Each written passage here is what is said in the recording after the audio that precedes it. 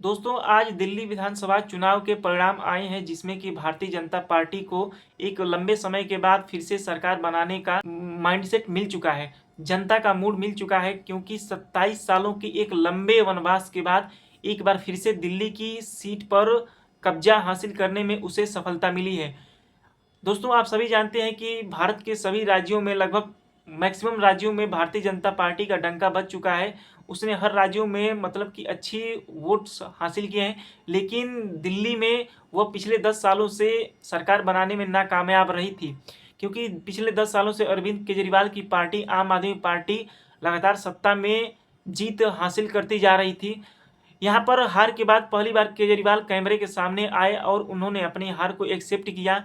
उन्होंने कहा कि लोकतंत्र में जनता सर्वोपरि होती है, हम जनता के फैसले को, जनता के माइंडसेट को हम एक्सेप्ट करते हैं। साथ ही उन्होंने बीजेपी को चुनाव जीतने की हार्दिक बधाई भी दी और केजरीवाल ने ये कहा कि जो हमारे विकासात्मक कार्य हमारे समय में शुरू किए गए थे उन पर बीजेपी प्रतिबंध न लगाकर उन्हें आगे बढ़ाए। उन्होंने ये कहा कि हमें जो जनता ने माइंडसेट विपक्ष में बैठने के लिए दिया है, हम उसे बखूबी से निभाएंगे और जनता के सुख दुख में उनके सेवा भाव के लिए हम हमेशा तत्पर रहेंगे, हमेशा समर्पण रहेंगे। और उन्होंने ये भी कहा कि हमारे समय पिछले 10 सालों में हमने दिल्ली की जनता के लिए फ्री फ्री शिक्षा, फ्री दवाई, फ्री एजुकेशन, फ्री बिजली, तमाम जो योजनाएं शुरू की थी उससे दिल्ली की जनता को बहुत ज़्यादा लाभ मिला। महिलाओं की स्थिति में काफ़ी ज़्यादा सुधार हुआ। हमने दिल्ली की जनता के लिए इंफ्रास्ट्रक्चर के क्षेत्र में काफ़ी ज़्यादा कार्य किए।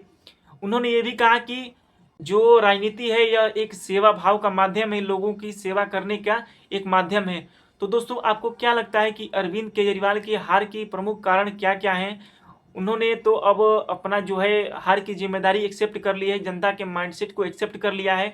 आप उनके हार के एक कारण को अपने कमेंट बॉक्स में बताइए। यदि वीडियो अच्छी लगी हो तो हमारे चैनल को सब्सक्राइब करें।